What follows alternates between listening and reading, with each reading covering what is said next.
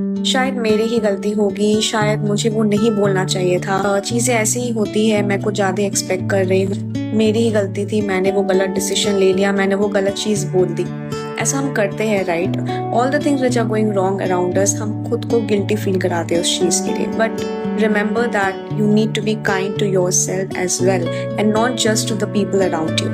So whenever you get thoughts like this where you're constantly blaming yourself, उस वक्त आप एक छोटी सी बच्ची या छोटे से बच्चे को इमेजिन करिए जो कि आप ही हो आज से 10 साल पहले या 15 साल पहले, which is your inner child, and you're constantly blaming that innocent kid for doing mistakes which are not even mistakes. We are constantly learning.